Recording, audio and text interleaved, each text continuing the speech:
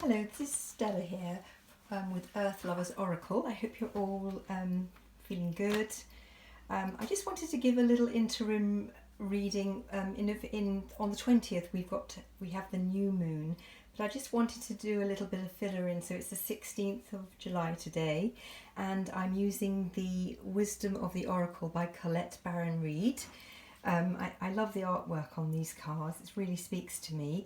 But first, with the moon, we are actually in the last quarter, so the moon is waning, it's going down. So when things are going down, when they're waning, it's about releasing things. So what do you need to release? It's not a high energy time. It's more like a time of contemplation, and the cards I've drawn have actually borne that out. So oddly enough, earlier today I did a couple of shuffles, three actually, and every time All That Glitters came out. So it really, really needs to be aired, I feel, the fact that it sort of kept coming up. So as you can see, there's a pile of gold coins and jewellery there, and two masks on top, a sort of male and a female. The masks are very Venetian, but of course they go way, way back in time.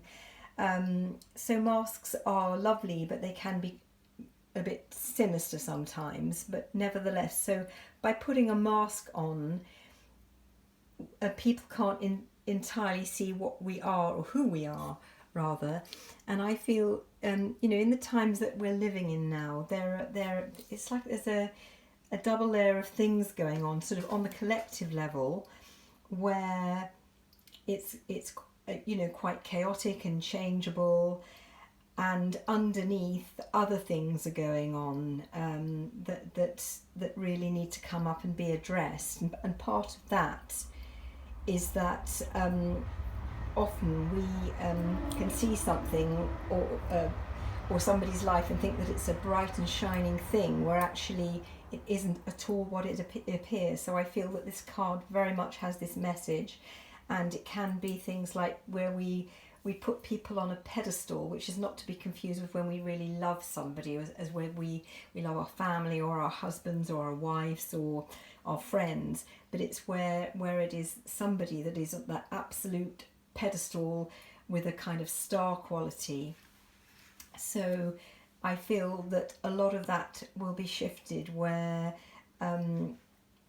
people take off their mask, as it were, and at the moment we have been having to wear masks, but this is more the metaphorical mask of I can't say it's a disguise for some people, and for others it's because they feel uncomfortable revealing part of themselves, or it gives them more confidence, but actually it is a time to be more authentic, and you will find that gradually, if you allow your true self to surface, that people will actually love you more for it, because it's like you are more of an integrated person. So I think that this card, again, I just want to show it to you, I think it's very pertinent about all that glitters. And we know that the saying is, all that glitters is not gold. Well, that is absolutely true.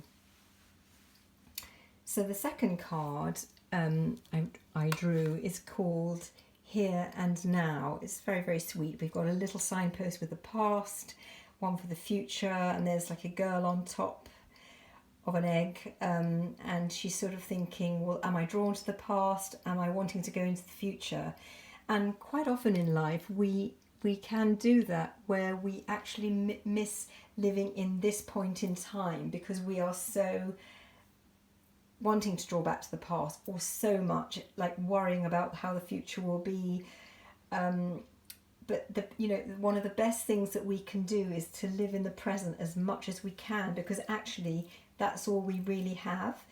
And by focusing on that, it actually makes the future better, because our energy improves, as with the first card, where I spoke about if one slightly wears a mask, or wears a mask a lot to hide something.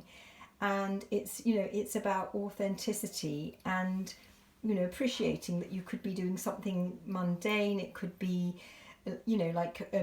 doing housework, preparing vegetables, or doing your work, but that you're fully engaged in what you're doing. And then you've got the gift of actually what it means to be alive in this three-dimensional place called Earth, which we are, and quite often we get caught up in our heads, caught up in our emotions, which makes us digress from that. So and then the last card that I drew is called Deep Knowing, and there is a picture of the moon, and the moon is a very intuitive body, and then on top of the moon we have an owl. Now, an owl is a stealth animal. If you think of how it is designed in nature, when it flies, its wings don't make any sound. It has fantastic vision in the dark, sort of way better than most animals, and it can actually turn its head very far in each direction. So with its hearing, they look rather like satellite dishes. They're like open planes so that the sound can get in. So this card, again, I just want to draw it up to you, is saying to draw on your deep intuition, and actually everybody has it. If we're quiet for long enough, and it could be this thing of living in the here and now, that we can listen, tune in and listen to what the word intuition means inner tuition. It's sort of like teaching ourselves, but we can draw in on what we think is happening or what we need to know. And then coupled with that is linking up to source, whatever you conceive that to be. It could be, a higher power. It can be, it's the way that we are actually all connected together. So again, drawing on that information, you may find, trust your gut feelings, and you may find that you're given insights or you get information and you sort of think, well, how can that actually be correct? It doesn't make sense. So, but as a little bit of time goes by, you'll actually find that if you keep this thread of intuition going, that you'll be led to the right doors or sources and get some pretty good information if you need to know that. Because our intuition is really powerful. We all have it, and sometimes we forget to use it by being overly busy, our mind being too chattery.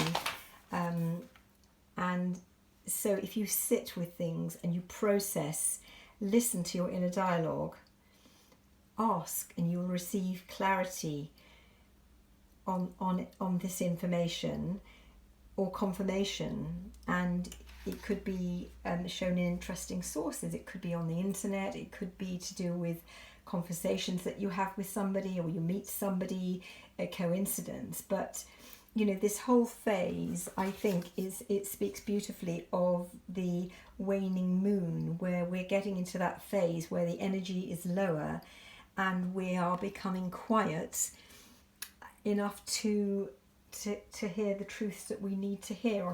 It's like our deep knowing is awakening, and it is said that sort of on the planet we are going through a great awakening. We are going through a lot of change, but just don't forget to draw on your intuition. It's a beautiful thing.